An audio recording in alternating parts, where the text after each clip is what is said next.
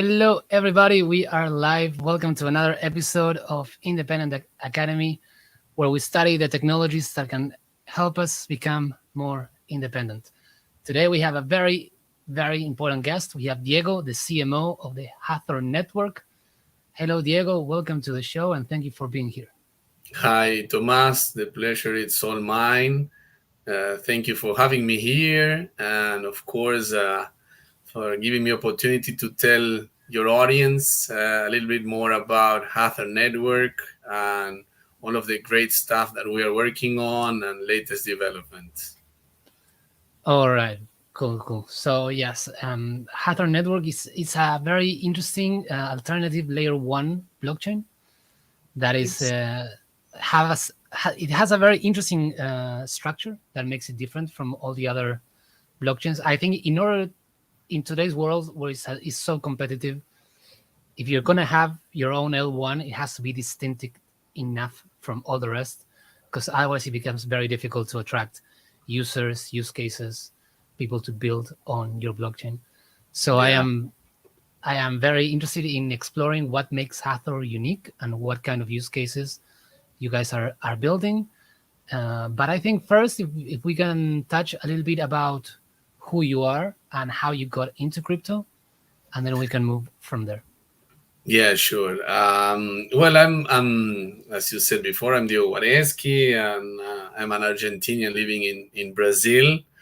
And I actually did all my professional career in a global company, I assume well known, called Unilever, a company of consumer goods, basically, that is present all over the world. And I did all my career since a young professional till my last position as a marketing director for the food division here in Brazil. But after almost 20 years of working there, I started and already starting to get in touch with blockchain technology and all these amazing world related to this technology. I decided that it was time to stop advertising and selling shampoo, deodorants, mayonnaise, and getting into this in the tech world. So I had actually I met Marcelo, which is the founder of Hathor Network, and I will tell you a little bit more about him in the following minutes. But we are both part of angel investor groups where we basically invest and get in touch with startups that has a very disruptive technology, and one of them was blockchain, of course. So I managed to get more in touch with the businesses, with companies, and I started to see all the potential, the huge potential of this technology to really disrupt several businesses, right? And as we were talking before entering to the podcast, we were seeing different realities according to different regions and countries. So it's really amazing how this technology can tap into many different industries. So I kind of have the opportunity to join Hathor Labs and help Marcelo and all the Hathor team to structure and to help them to transform Hathor and bring this company to a more professional way of working, and help them, of course, to build a robust global blockchain layer one, as you said before, that can go faster and longer than just the Brazilian and Latin American frontier. So, in a nutshell, that is how I got here. But we can also discuss more stuff in during this conversation.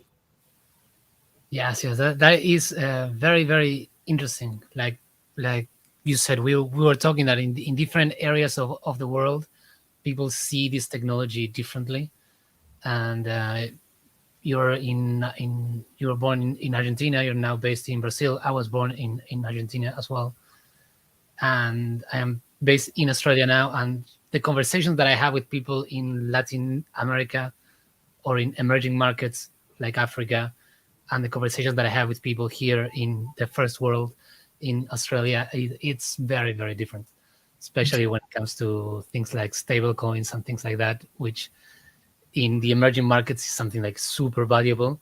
Mhm. And in Australia, it's something that people, they take it for granted. They don't see the value because they can have very easily dollars in their bank.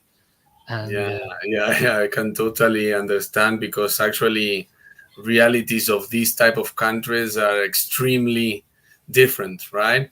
mm, Uh, but it's good. It's good to see, the technology finding their own ways and targeting and different markets, different opportunities. But I think that the most important thing is that they are moving forward and gaining massive adoption, and more people now are in touch or at least know what this mm, technology is capable of, as you said before.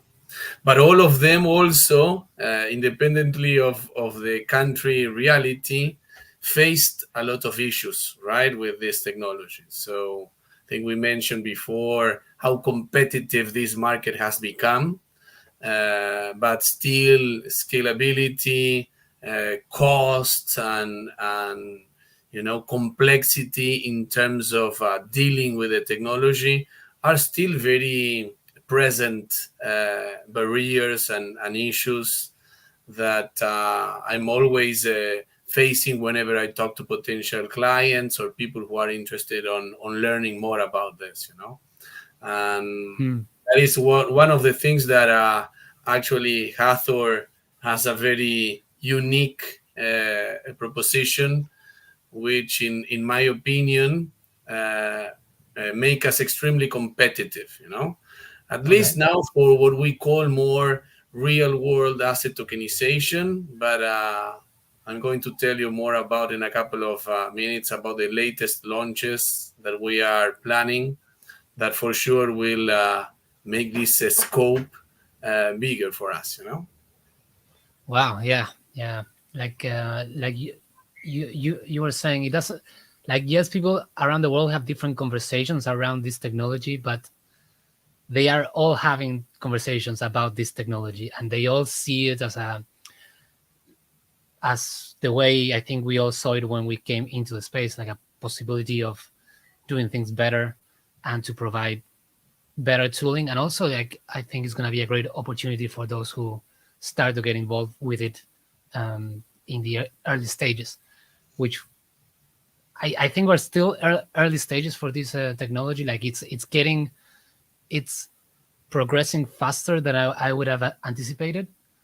But I think it's still early stages, and there's still a lot of excitement and a lot of opportunities for people that start to participate. Yeah, well, when I started to work here in Hathor, I'm about to be here for 2 years, but I considered myself like like an old guy, that I miss the opportunity to be here really in the early stage and stuff like that.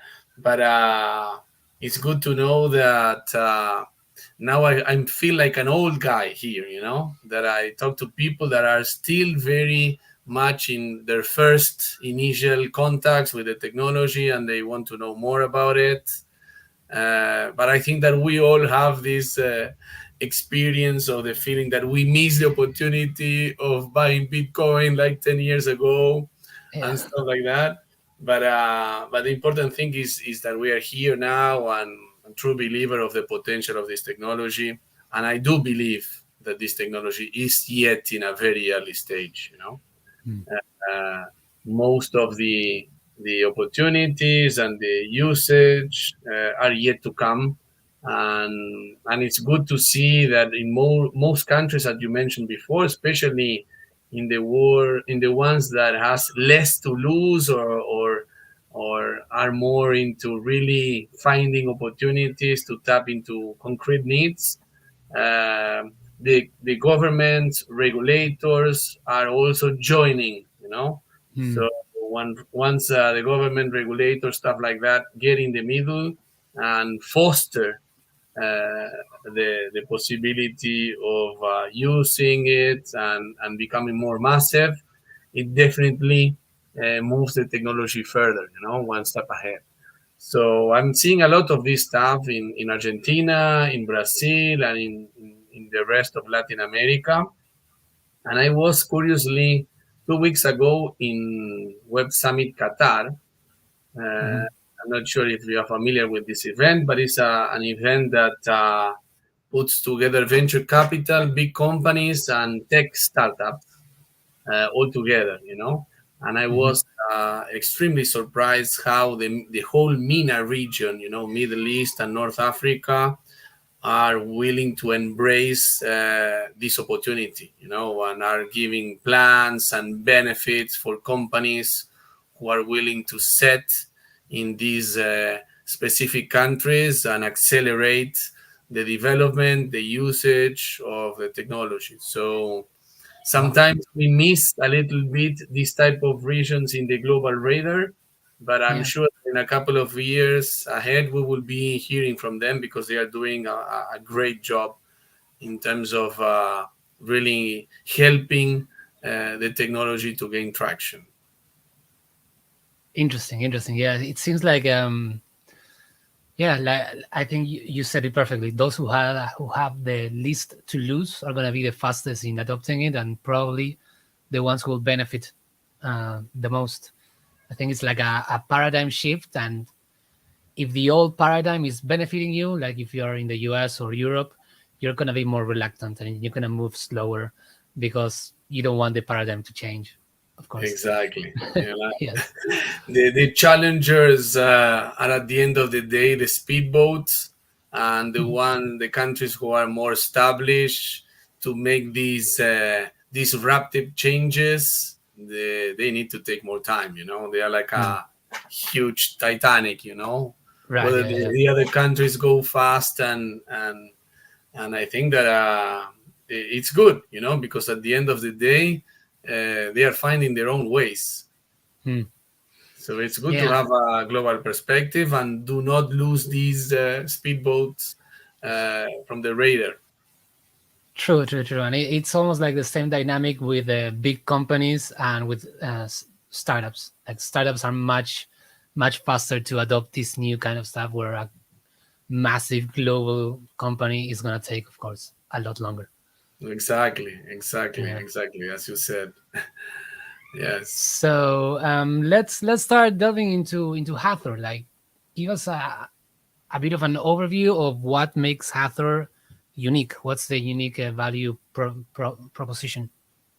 Yeah, well, Uh, Hathor, as you said, it's a layer one blockchain. And it has a very unique architecture, which is actually the big thing that Marcelo thought about it and put it into a concrete project, which is the mix of two totally different technologies, which is the direct acyclic graph, is hmm, DAG, and blockchain, and the combination of both make us extremely fast blockchain. Now we are claiming more than 1,000 TPS, but actually we are conducting an experiment to prove that our network could go more than 4,000 TPS. But wow. actually, the speed is not a limitation of the design of the architecture of the technology, but the hardware that we all have nowadays. So eventually, when the hardware improved and progress, our speed will also improve. So we are extremely fast.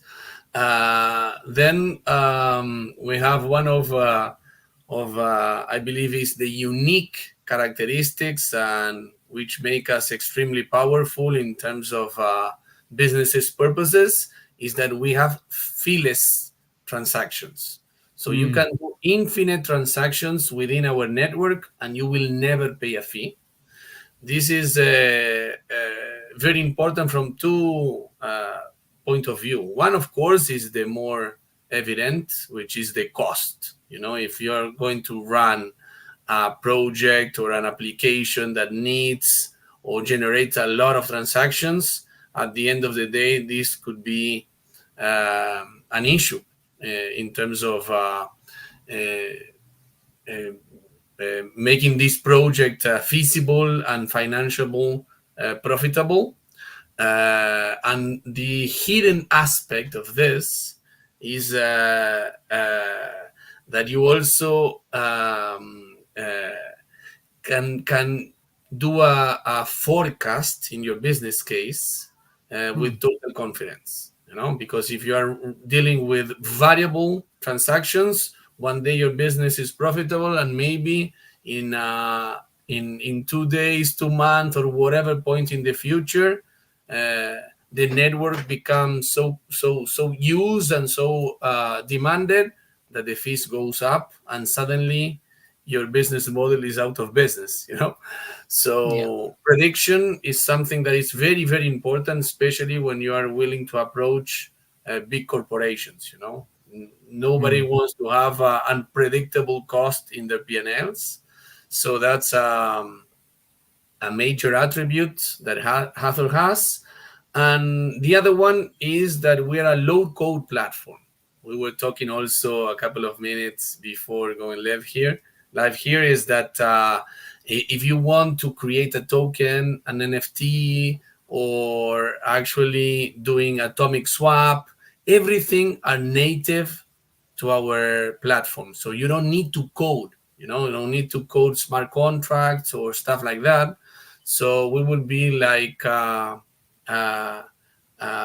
eventually giving opportunity for developers who are actually not special or experts in the blockchain technology, can easily integrate the use of a blockchain to the application in matter of days or weeks, without having to hire expert in Solidity, Python, and doing auditing of smart contracts, or also being always insecure if the network decoding it's going to work properly.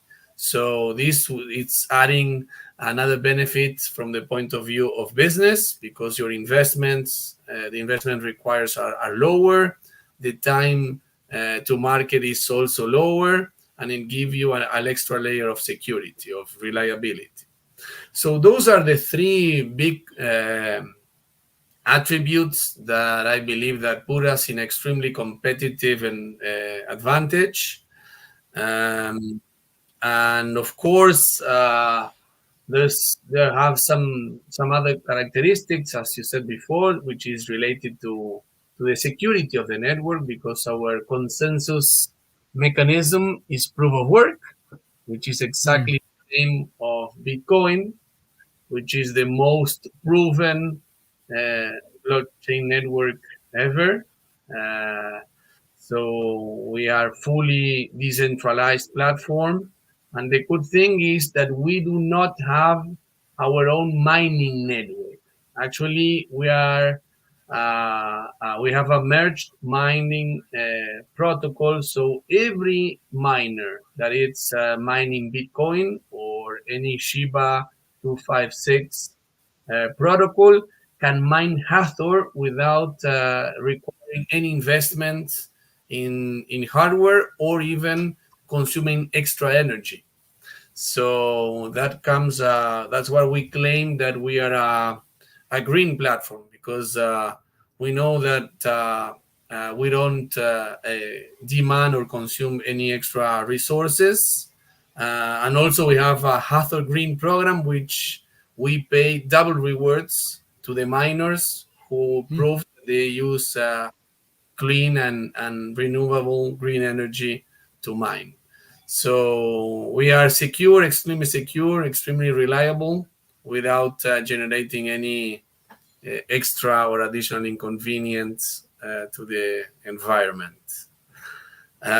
So this unique combination of attributes, what I think puts Hathor in a very different and competitive position to other layer ones.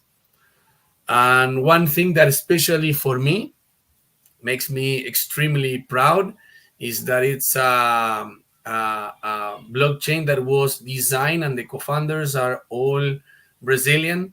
So in Latin America, we are very much used to import this type of top-end, high-end technologies, and Hathor is the only one and the first one who is actually exporting technology because even though uh, the founders are Brazilian, our community, our use cases are 100% global. And actually, it's curious to see that the community, the Latin American part of the community, is the smallest one. So we have a Wow. lot of yeah, a lot. We have a big job to do in order to raise the awareness of this blockchain, and I'm sure that this podcast will also help us with that. I hope so. I hope so. There's like you mentioned a bunch of stuff that is super super interesting. So I want to start like going a bit more in depth into each section. Sure. Um, the first thing is like the merge mining aspect. I'm a big fan of. Um, like I work with the rootstock blockchain, Uh, which is was also created in Latin America. It also uses the merge mining aspect to grab the security from Bitcoin itself. And I think that's a it's almost the best way of launching a new network, taking advantage of all this massive security that Bitcoin is offering, and at the same time, it's an extra revenue for Bitcoin miners. So the incentives there, they seem to all work amazingly well. Yeah, perfect. It's brilliant, because Mm. it works for everybody in the ecosystem. As you said before, miners can have an additional income, which is sometimes more connected to future investments, or to guarantee that you have a good percentage of tokens that in the future can become a relevant revenue while you are focusing on running your day-to-day business on just on Bitcoin.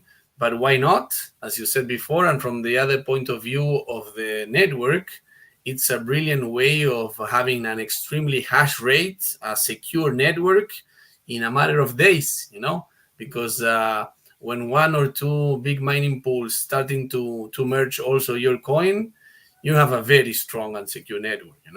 That was one of the key attributes and requirements that put Hathor as a strong candidate for the Brazilian local exchange security and exchange commission to give us the opportunity to have a project with them, which is basically a security token, the only one, the only security token approved in Latin America by a local exchange commission, that I'm sure that we will talk in a couple of minutes more about it because it's extremely interesting and unique.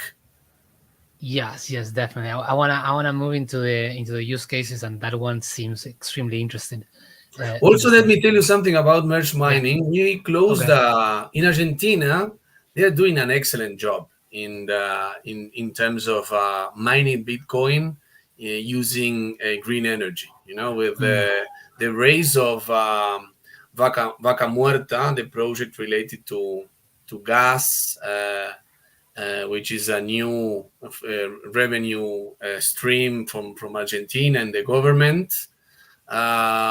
There are a lot of companies that are starting to mine using the flare gas that is released from those oil wells.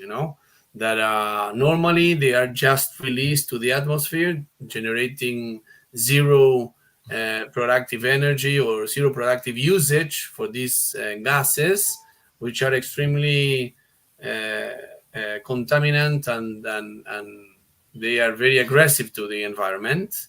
And we have a partnership announced a couple of months ago with Crypto Granjas. Mm.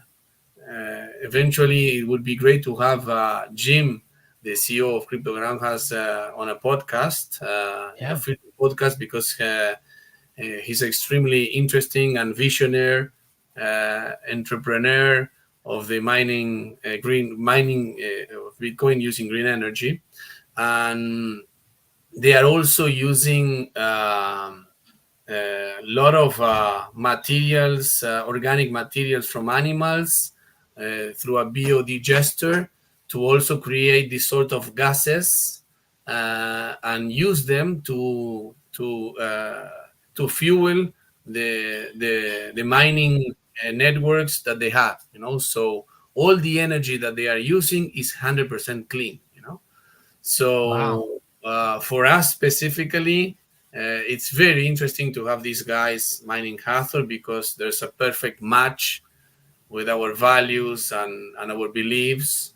So eventually, we hope that the full Bitcoin network, mining network, will be green. So it's very interesting that, and I'm sure that you will see a lot of articles released in the Argentinian vehicles about this partnership.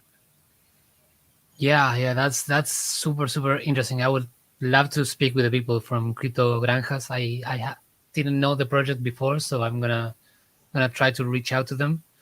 But yeah, it's super interesting how, like, most people criticize Bitcoin for consuming a lot of energy without realizing that a lot of the energy it consumes, it's energy that otherwise would get wasted.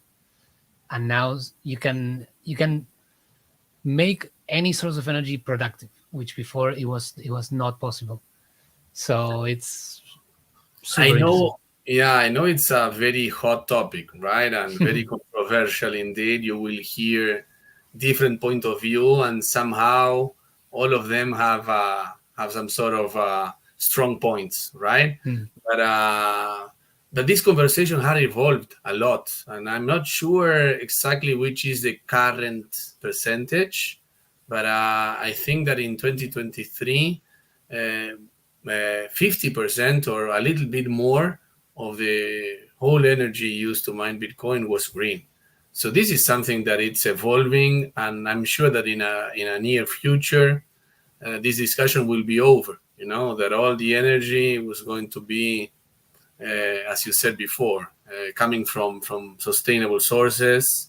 So these type of initiatives that we are having at Hathor, it's also encouraging more and more miners to use this type of energy. We were talking the other day with the leaders of the F2 pool, which is one of the top 5 mining pools globally, and they Hmm. also are putting up a plan to encourage and to reduce fees to all of their members if they can prove that they're also using green energy. So as you can see, these type of policies are becoming a global ones and very strong Hmm. ones. So uh, at the end of the day, it's good because all these hot topics are helping the whole network to improve and become more sustainable. Yes, no, agreed. I think most of this conversation in the coming years is gonna slowly fade away as it's gonna lose its relevance. But going back to merge mining for the point of view of the actual miners, like being able to again not spend a lot more energy or a lot more time to set up these networks to merge mine different blockchains like Hathor or Rootstock, like that is great for the sustainability of the mining industry, especially like at least myself, I envision that as the Bitcoin network grows and Bitcoin the asset becomes more valuable, I can't imagine there's going to be a lot of transactions happening in the Bitcoin chain itself. It's probably going to be reserved for high value transfers. So allowing the miners to generate extra revenue, I think is going to help a lot once we see the block subsidies are going to continue to go down. And there's probably not going to be as many transactions in Bitcoin as in other chains like Ethereum or Solana or whatever. Yeah, I think that totally makes sense what you're saying, and also related to the discussion of the potential of the technology to become an infrastructure of different uses or applications. So Mm. imagine where, for example, traditional final assets, just bonds, nothing very complex, uh, are going to be run 100% in blockchain. You will not need any more intermediates or people who are just there to certify the authenticity or the reliability of the one who is issuing the bond or the one who's buying it or trading it. So the actual demand for using this technology for transactions will be huge. Mm. Uh, but at the end of the day, very little people will be aware that blockchain is the infrastructure being that is securing this type of transactions. It would become just one more technology. So for sure, the miners and will be a key player in this ecosystem for let and guarantee that this technology keeps on evolving and finding their own ways.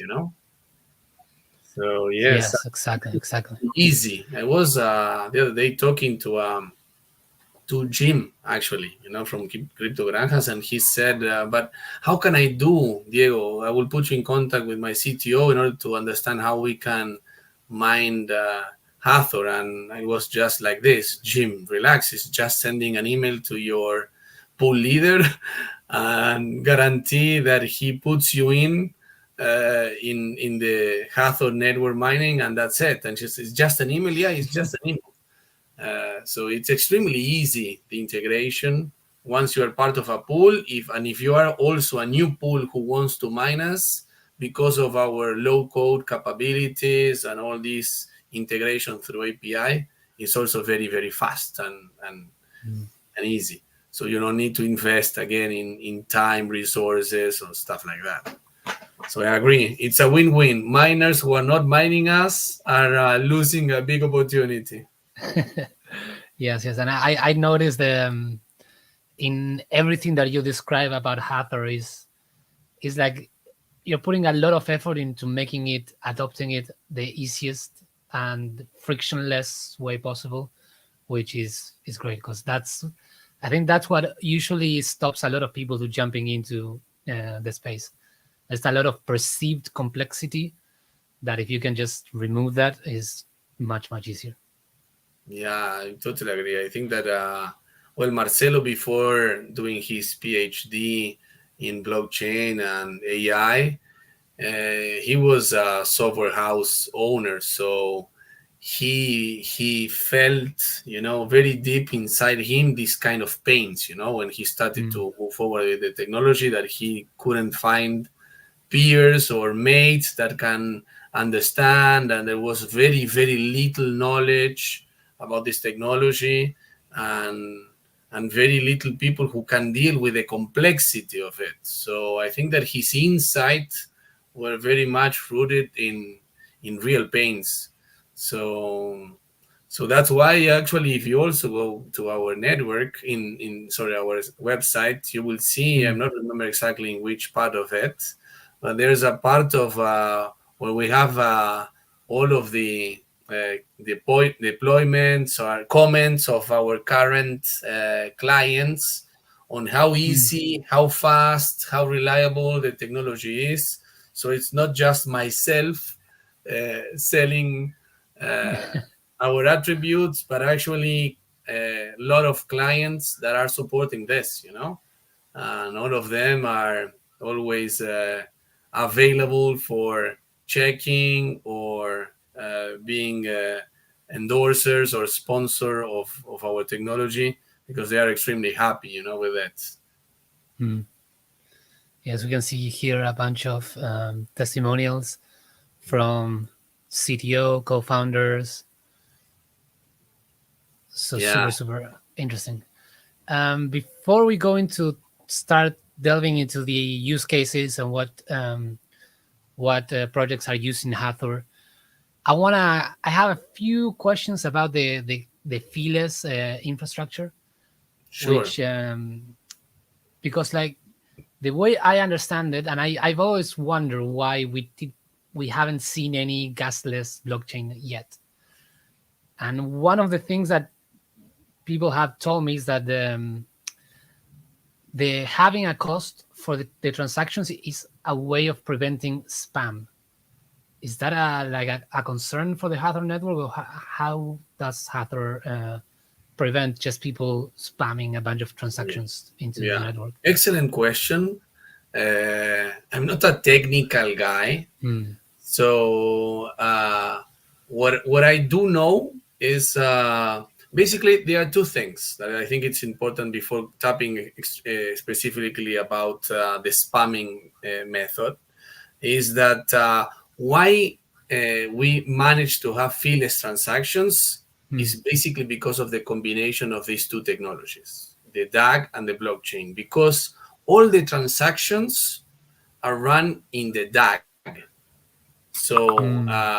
the only role of the blockchain is to validate the transactions, and whether when the block comes, which is every 30 seconds, whether if the block validate 100, 1 million, or 2,000, whatever transactions, is exactly the same. So that's why you manage to have feeless, because you don't lead the blockchain. All the transactions are in the DAG. And also because of the DAG is that you can have a extremely scalable platform, because you don't depend on the volume of transactions on the blockchain capabilities itself. So that is the brilliant thing. I think that IOTA, which is a very Hmm. traditional blockchain, they have this DAG. But the thing is, they only have DAGs. So the blockchain combination add another layer of security, reliability, immutability, and decentralization. So it's like getting the best of both worlds together in one. So that's the how the architecture works, and why is this awesome stuff with the transactions and being feeless. um, what we do uh, for spamming, and I will be kind of more didactic and more commercial than technically, is we use or we demand a deposit, a 1% deposit of the tokens that you buy, you know, to avoid Hmm. this spamming stuff. So you have to just lock 1% of the HTRs that you buy as a deposit to guarantee it. But whenever you want it back, you can go and sell it, right? Right. So this is the way we prevent spamming. But actually, your question is very relevant, because we were having discussions early today with Jan, which is one of the founders, and Tron, which is on the product area, uh, to understand how we can come to a solution, for example, for extremely big use cases that need to buy a huge quantity of tokens at once. So this that in this case, this 1% amount could eventually be relevant in terms of Hmm. money. So we are trying to understand. This is very initial conversations, but we are also always planning and thinking about the future, and we really became uh, big, and our technology it's massively used, that could potentially be an issue. Today seems like a positive attribute, but in the future could be an issue. So maybe we are thinking of different alternatives. I'm not allowed to say if they are technically feasible, but maybe we'll have like scales.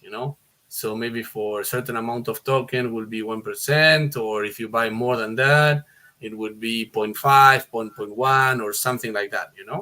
So at the Hmm. end of the day, it worked as an anti-spam mechanism, but will never represent a threat in the financials of the project. Yeah, well, it's super super interesting to see different infrastructures being tried and tested and released, and then people can see what they can build with them. In the And site also also there's a link. I think it's in the network, uh, on the network cluster, when you can click there and you see how we work. You know how this combination of DAG and blockchain actually worked. mm, There's a video there. So eventually, for people who are more, yeah, there, that one, who are more into right, tech, uh, I'm sure that they will enjoy it a lot. perfect. Is yeah, it's super interesting to see different infrastructures being built, and then people can try them and see what works for them, what they can build, and even for you, like, continue to adapt it, the network, as you find, what works best, and what needs to be improved. So again, this coming back to the, we are still early in the technology, and that this is to me what really excites me about being involved in the space, Well, especially but now it also, seems. Yeah. no, go ahead. Sorry. No, just that at the moment there seems to be so many experiments happening in parallel that we're almost seeing all the different possible combinations of the technologies. And to me, it's fascinating to learn about each one and what makes them unique. Well, I think that yes. For example, I think that Marcelo told me that in 2017 he went to the Crypto Valley conference, and the hot topic or everything was about Ethereum. How relevant it has become, and it was kind of raising very fast. Mm, But the hot topic was the scalability stuff, yeah. how the network only being able to make between 40, 45 transaction per second, and these variable costs in the fees. How could eventually this can be a big problem for scaling the technology.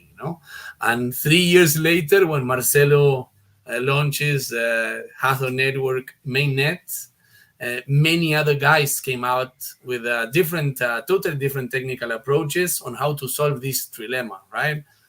Some of them make another layer ones with other technologies, or the layer two came up.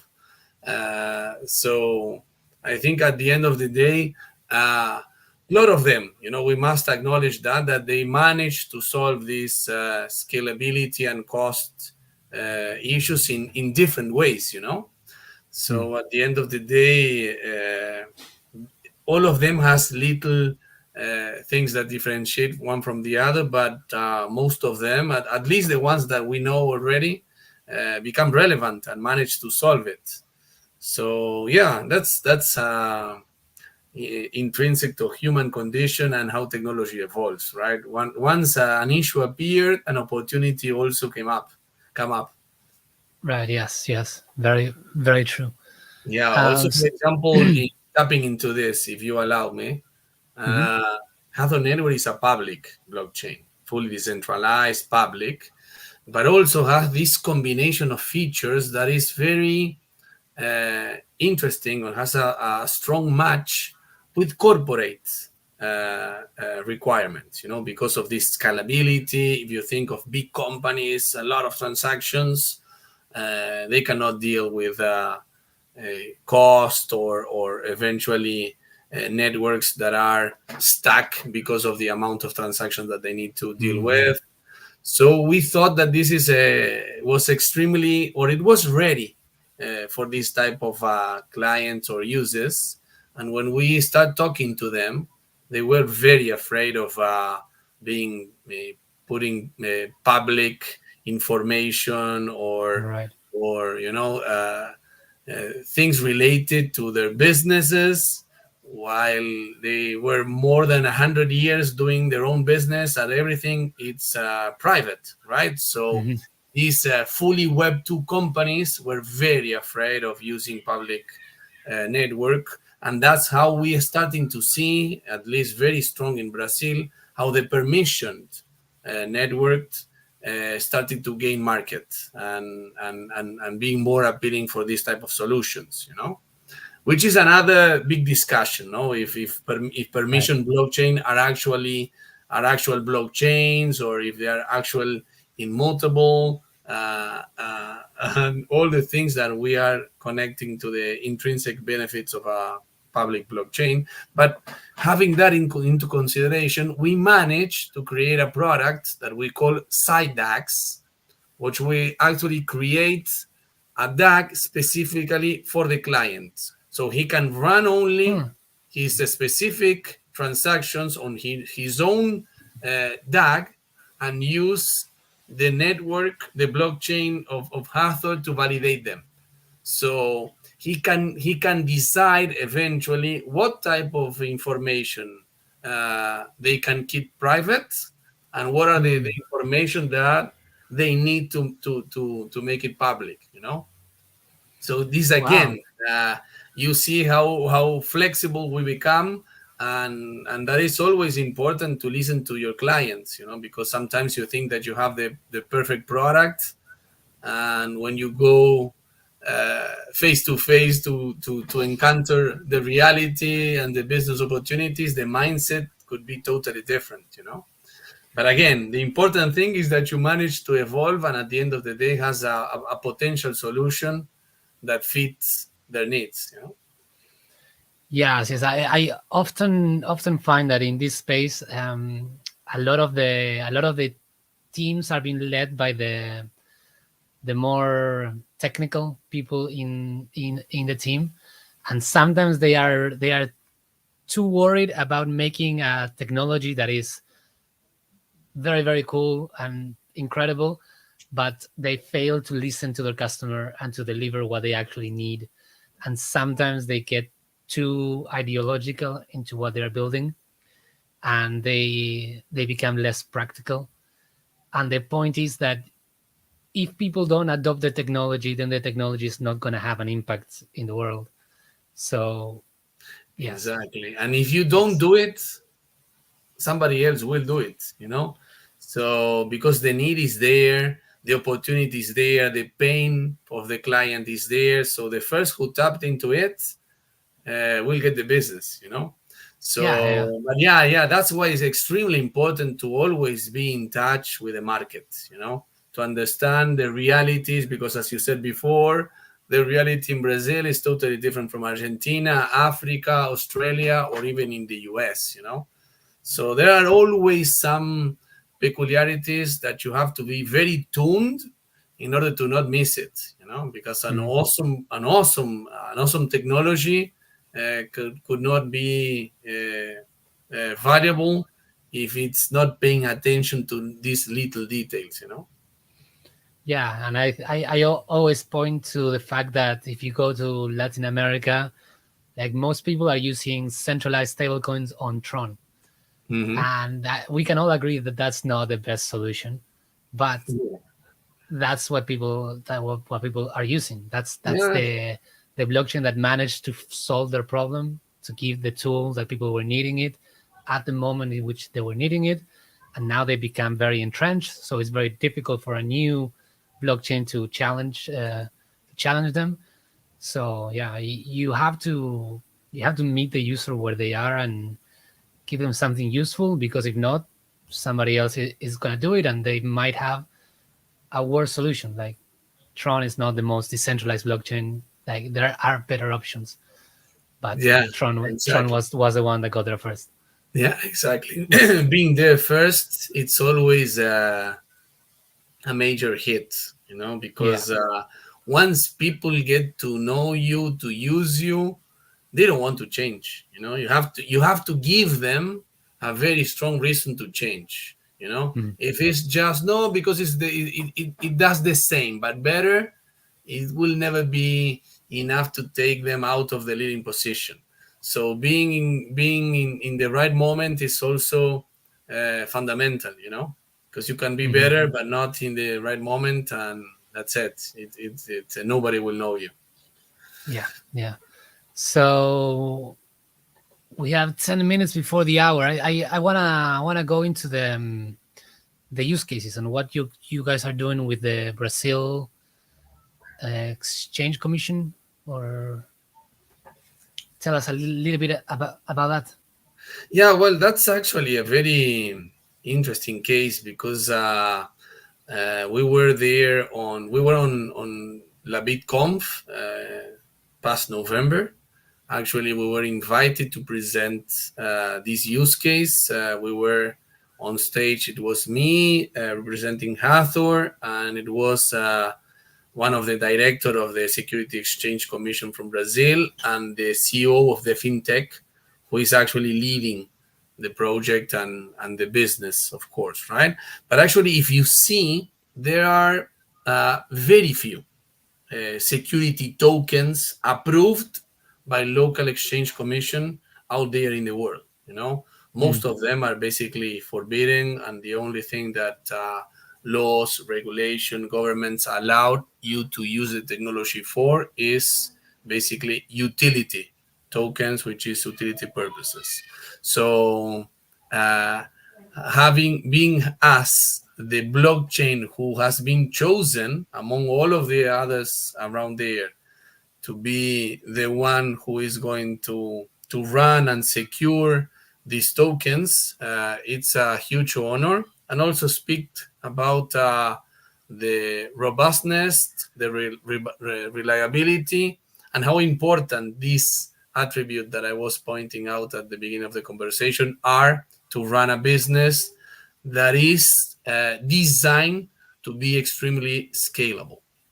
Mm. These tokens are basically traditional final assets. They were approved just to issue bonds of public debt from companies.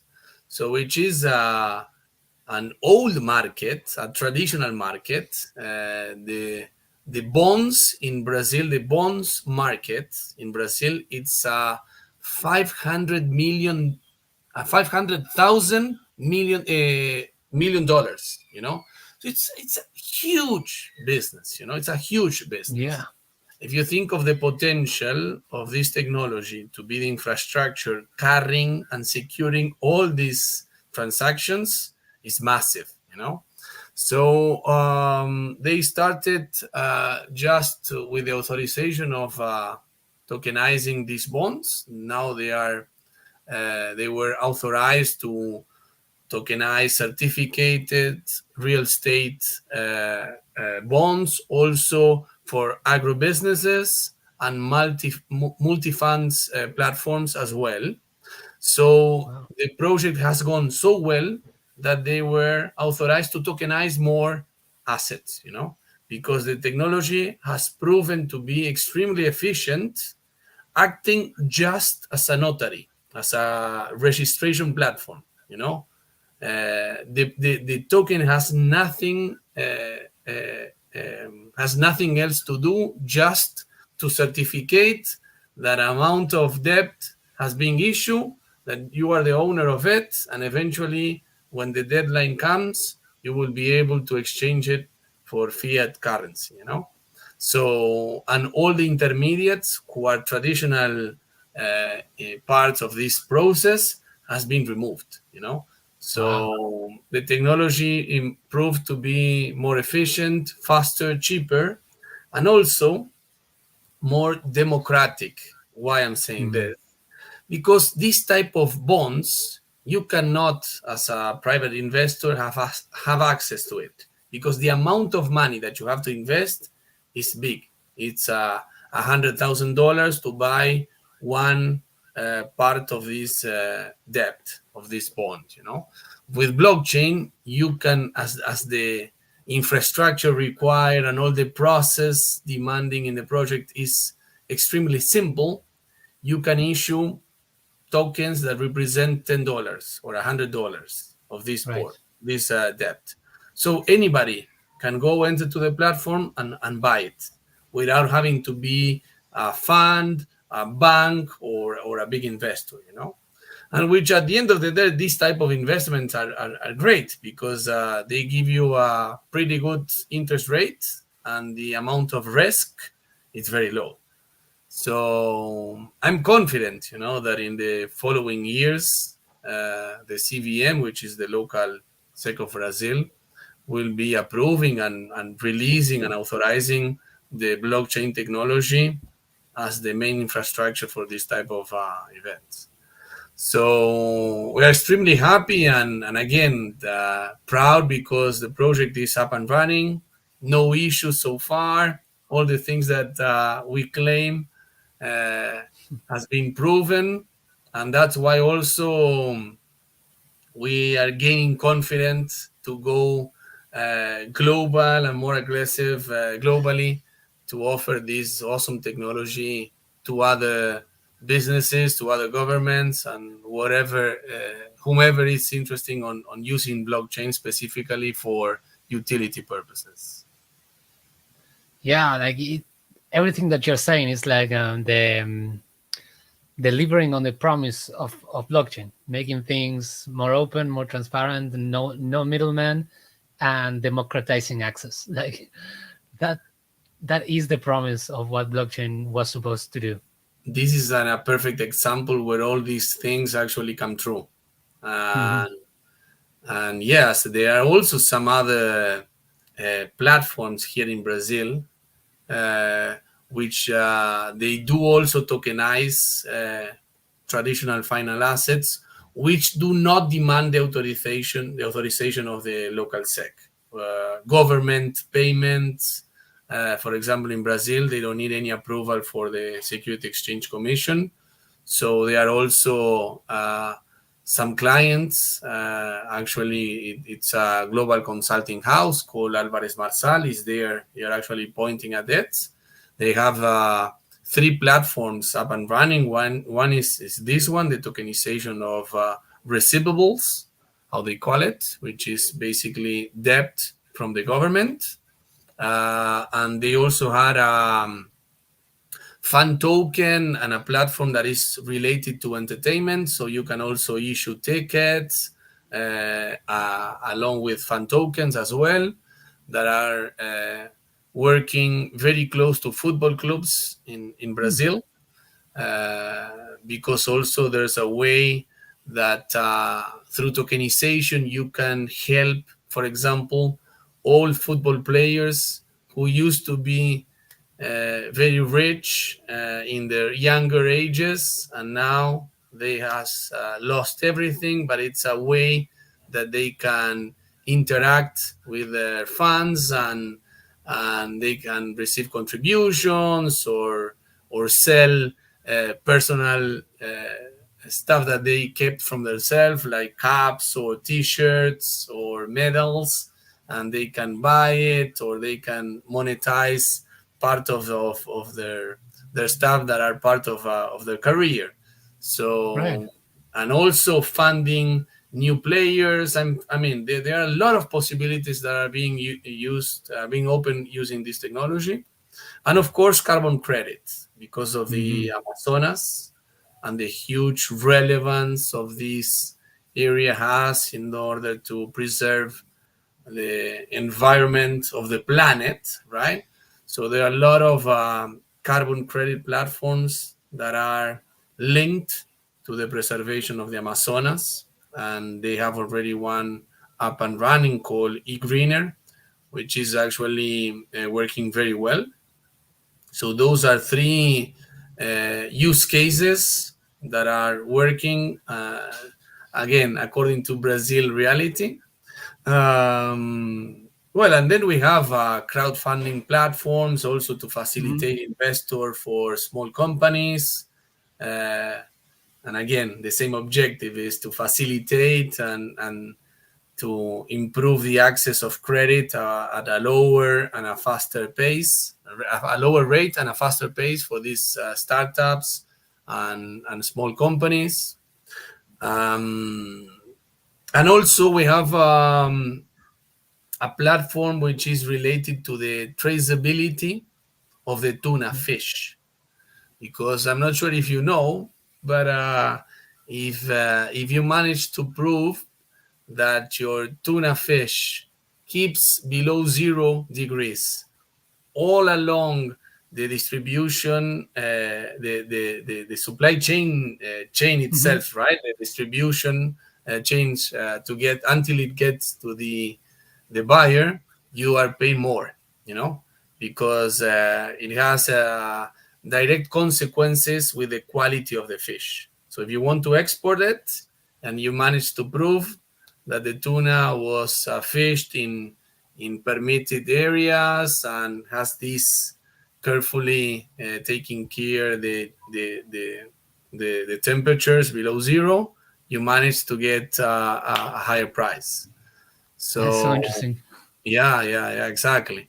And of course, if you imagine there's a huge amount of tuna being exported. So again, the demand of a platform that do the job at an efficient and cost-effective way for them is fundamental, because at the end of the Mm. day, just want to use blockchain as an infrastructure to prove uh, that the content is there and nobody can modify it. You know, so it's add a layer of credibility to your product. So those are a couple of the most recent use cases that we have in our platform. But again, you know, everything it's so dynamic, and as we starting this global expansion, we are entering into regions where the reality or their needs are totally different. So we're always happy to improve our network, adapt it, and be able to be competitive and the best option for our clients. Yeah, it's also so interesting, especially like usually in the blockchain space, when people mention the use cases of their blockchain, mostly all they show you is like a fork of Uniswap or a fork of this other popular DeFi Yeah. protocol, and it's so refreshing to see an ecosystem dedicated to like real use cases for people out in the world, and not just the same people that are on chain hopping from one blockchain to the other, but having like real impact in the outside world. I think that's, for what I've understood from this conversation, is one of the differentiations that I would say that Hathor has amongst most of the other chains, and it's something that makes me excited because like I got interested in the blockchain space because I thought it could have an impact in the real world, more so than all the DeFi games that people can play online. I'm not here to judge the use, which is more useful or not. At the end of the day, as you said before, it's a personal judgment. But you get it Mm, right. You know, since day one, the vision of Marcelo, which is actually uh, very present also nowadays, is to have a sustainable business looking forward to the future. You know, so you will see in all our developments, in all our communications, we are never caught in shortcuts. All our releases has a strong business background behind, and we only release new features when it's proven, it's audited, it's compliant to the law, and above all, of course, in line with our values and our vision. So yeah, we are here for the long run and not for short bull runs or moment in times. You know. Uh, because reputation is something that it takes a lot of time for you to build, but it can go mm. away in just 1 second, you know. So we are very Yeah, very cautious and very professional with that. yes, and reputation is one of those things that, yes, it can go away really quickly, and once it goes away, it's very difficult to get it back. Yeah, almost. Yes, almost Almost impossible. impossible. Yeah, exactly. Yeah. Yeah. So yeah, we just share the website in the chats. We'll put it there. And if people want to get more in touch with Hathor, if you go to the bottom, you can find the Discord, their Twitter, YouTube, Telegram, all the different social medias. And I don't know, Diego, is there anything you wanna leave us by closing? Anything that you wanna mention? No, just as we have just released a couple of spoilers about what is coming Hathor Network, I can also refresh it here, which is Yeah. related to further develop our network and further prepare it to real demands and business opportunities that we are looking at. So one of the issues that we face was explicitly related to being a layer one, which is the interoperability, which Mm, such an important network as Ethereum or any EVM compatible protocol. Uh, Also, because in Brazil they are working on the development of the CBDC, the central bank digital coin, and uh, and the central bank has chosen Hyperledger, which is a private blockchain, fully permissioned, but is EVM compatible. mm, So, looking ahead on future opportunities to keep on working on the financial market of Brazil, as we are now, which are we are pioneering this segment, but we cannot think that we will do it for forever. So we stay always has to stay ahead and foresee these type of opportunities. We are uh, actually about to launch an EVM bridge that actually oh, it's already, yeah, it's already been developed, uh, but we are finalizing all the auditing processes, uh, getting all the federators and validators that need to be present in the bridge in order to fully guarantee that it's safe, reliable, and secure for people to use it. But this eventually will represent a huge opportunity, not just for us, uh, to guarantee that our users can eventually leave our network or transfer the token to other network, but also the other way around, mm, because you can have your network in EVM platforms, but depending on your use case, most of the time you don't need your token to travel to other platforms and be fully interoperable, because most of the journey of the token itself would be within the customer platform. So what you can do is to transfer your tokens from whatever EVM platform you are using to ours and enjoy all these amazing benefits of fast, of speed, scalability, and above all the feeless thing, that can boost the performance and the profits of your business. So it's almost ready. So in the next days, next week, we will be doing it fully public. And also, we are about to release a public testnet for our latest development, which is nano contracts, which is nothing mm. but smart contracts, customizable with extremely low code required. So you will not need nobody to actually code smart contracts. You can use ours in our network, and you can customize it specifically to your needs. And again, enjoy all the security, reliability of a code that has been audited and it's part of our platform, which eventually will again reduce cost, timings, and complexity. So for the audience, stay tuned, because in our network we are going to announce this presentation and this launch in a very very short time. Wow, that's all super exciting. I think interoperability is gonna be one of the main things going forward, as we have all these different L1s and L2s. How they connect with each other is gonna be more and more important. So knowing that you're already working on a bridge, it's gonna be live soon. I think that's gonna be great for the network.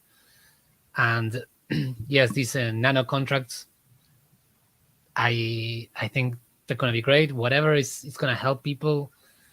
like you said in the beginning, like not needing to hire an expert in the field to be able to deploy contracts. That's massive because it reduces the cost, it reduces the time to go to market. So I think they're all super positive things and very, very interesting to be able to see what happens with the Hathor network once all this stuff starts to come online, and hopefully people start taking advantage of the uniqueness of this network. Yeah, I think that for sure will put us on another level, and Mm, also prepare ourselves to a more aggressive global expansion, because now we are fully ready uh, and fit to compete. right. So I'm very confident about our future, the job that the tech team is doing, and it's now on our side to spread the voice and get more and more people to know us. So thank you very much, Tomas. It has been an enormous pleasure to share this time with you, and for giving us the opportunity again to tell you more about what we are doing. Definitely, definitely. And I will. We can arrange something else later down the line once all this stuff comes online. And for my end, I'm gonna try to play around with the Hathor network. Like I was telling you backstage, I already have my wallet ready, and I'm gonna try to create some NFTs or something like that to play around with it and get more. Like I like using the technology as Yeah, well as getting talking about in it. real contact with it, to see, Exactly, wow, exactly. it's actually fast, or it's actually easy. I think Yeah, that it's very exactly. important to put the words into concrete actions. Yeah, yeah. So I'm gonna do that. I'm gonna create some videos so that other people can learn how to do that as well if they're interested. And yeah, we can take it from there. Thank you everyone that have been watching this live and everyone who's watching the recordings. And we'll meet you again next week with another guest as we keep exploring this amazing world of emerging technologies and all the possibilities that it creates for us. So Diego, thank you again, and we'll see you at some stage, I'm sure. I hope so, and thank you very much, Tomas. My pleasure. Take care.